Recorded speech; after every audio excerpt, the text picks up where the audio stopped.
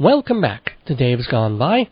If you're a long-time listener to this program, you know that, along with the comedy and the talk, we play a very wide and eclectic range of music. Everything from novelty songs to 80s new wave to 90s rap. But the music closest to my heart remains the singer-songwriter stuff. Rock, pop, folk rock, because, well, probably my adult taste developed from a teenage immersion in folk music. Sure, I got hooked on Bob Dylan, as does any sane person, but before that, I was listening to Tom Paxton, Peter, Paul and Mary, The Weavers, Phil Oakes. I always thought it was easy listening for people with brains. That's pretentious, I know, but folk music is supposed to be a little pretentious. There's always that element of, I'm hipper than you, I'm poorer than you, I care more than you, therefore I sing. And that's cool, because it's often preferable to the empty-headed, anything for sex and drugs and money credo of rock and roll. But even then, I don't think I'm being fair to the true history and meaning of indigenous music. And that's why I brought in a special guest. I'm very excited to have a musicologist on this program, a man who has truly studied the essence of folk music in America and around the world.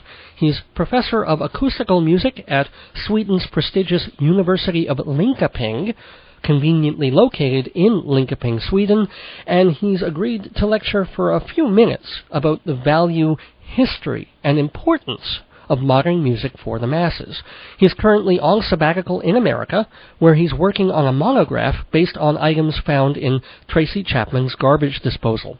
So please welcome my very special guest, Professor Yoni Huttenani, musical anthologist. Professor, the mic is all yours. Thank you, Dave. I appreciate the time you are giving me to discuss one of the great joys and passions of my life, the study of folk music. We live in a time when so much music is loud and disposable, polished to perfection in digital studios. It is electrified and electronic, but it has no essence. Not so with the folk music. I'm not saying all folk music is good or authentic, but at least the roots are genuine and the voice is individual. The genetics of folk music are as deep and sweeping as the ocean. We hear elements in the religious music of ethnic cultures, the gospel of American and African Negroes, the homemade songs of farmers and laborers, also the lullabies of children, and from the liturgical hymns of monks to the bawdy chanties of sailors. The word folk, F-O-L-K, comes naturally enough from the word for people, the common folk, just plain folks, folks like you and me. And it is that derivation scholars use to tell a good folk song from a poor one. When you hear the song, does it seem to come from way down inside the artist, so deep in fact that it taps into a well of humanity and speaks for all mankind, a whole world of folks, not just a couple of folks here or a couple of folks there. In America, folk music became popular in the late 1950s. Singers with liberal views like Pete Seeger and Woody Guthrie survived the Red Purge and were able to influence the next generation. They were cheerful, clean-cut, very white men and women who took it upon themselves to be the emissaries of Zimbabwe chants, Jerusalem ballads, and Yokohama work songs. Much the way Pat Boone gently ladled race music to an uptight culture, the Kingston Trio, the Chad Mitchell Trio, they spoon-fed a society not yet ready to hear a Leadbelly or Blind Willie Johnson. That eventually led to the folk superstars of the 1960s, Judy Collins, John Baez, Phil Oakes, Tom Paxton, and Bob Dylan, who transmuted, some say stole, other people's music into something new and unique. Even if he had never picked up an electric guitar, Bob Dylan would still be the biggest folk icon of the century. Ironically, of course, he was also the downfall of the folk fad. He sensed that while the rock and roll music of the 1950s was often silly and mind-numbing, there was also the potential to expand their horizons. At the same time, folk music was turning into a dead end. College kids made every headline into a musical diatribe, or a carbon copy of a facsimile of a Woody Guthrie talking song. Something had to give, either the rock or the folk. At the legendary Newport Folk Festival, Bob Dylan made his decision. He plugged in his electric guitar and played Maggie's Farm. Pete Seeger went into a rage. He wanted to pull the plug because he felt this music betrayed the spirit and causes of real folk. Bob Dylan said, though, keep the amplifiers on. It's time to go electric and get the folk out of here. Within 2 years, the folk music boom was a bust. In its place, however, whole new genres of folk-influenced music sprang up. Folk rock, rockabilly, country rock, confessional art-song pop. It was not until the mid-1980s, with the arrival of Susanna Vega, Tracy Chapman, the Roach Sisters, that America again took notice of the basic elements of song: the undiluted voice, the untempered instrument, the unadorned lyrics, the unguarded sentiment. They proved that, like all great art, nothing beats a great folk song. Now, it would be wrong of me to continue this discourse without giving you a brief demonstration of the elements of a folk ditty. I went out one morning to see my dog was dead. My wealthy next-door neighbor had shot him in the head. Okay, notice all the elements. A very standard opening line. I went out one morning. That makes it authentic.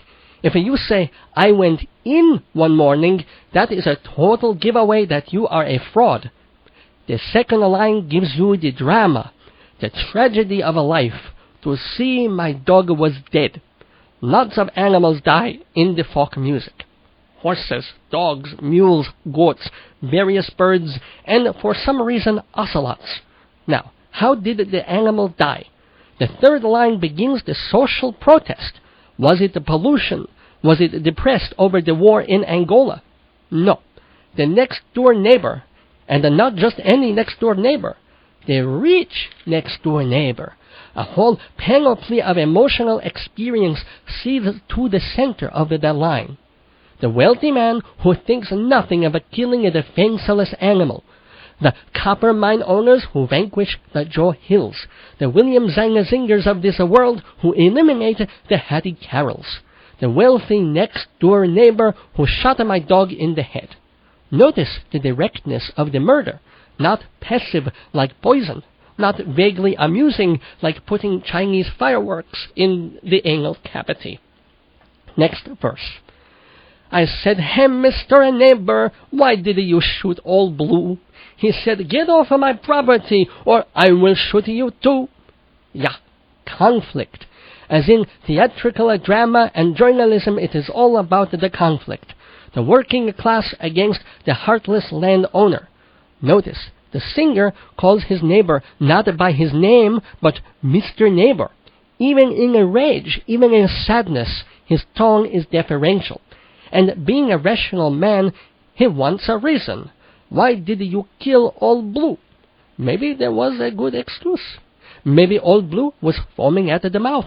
Maybe he was pooping on Mr. Neighbor's nice lawn. Maybe he was licking himself in front of company. But the neighbor does not answer. He does not explain. He orders the singer off the land at gunpoint. Oh, and before I forget, notice the name of the dog is Old Blue. If you are writing a folk song about a dog, it has to have all, O-L apostrophe, before the name to be an authentic folk dog name.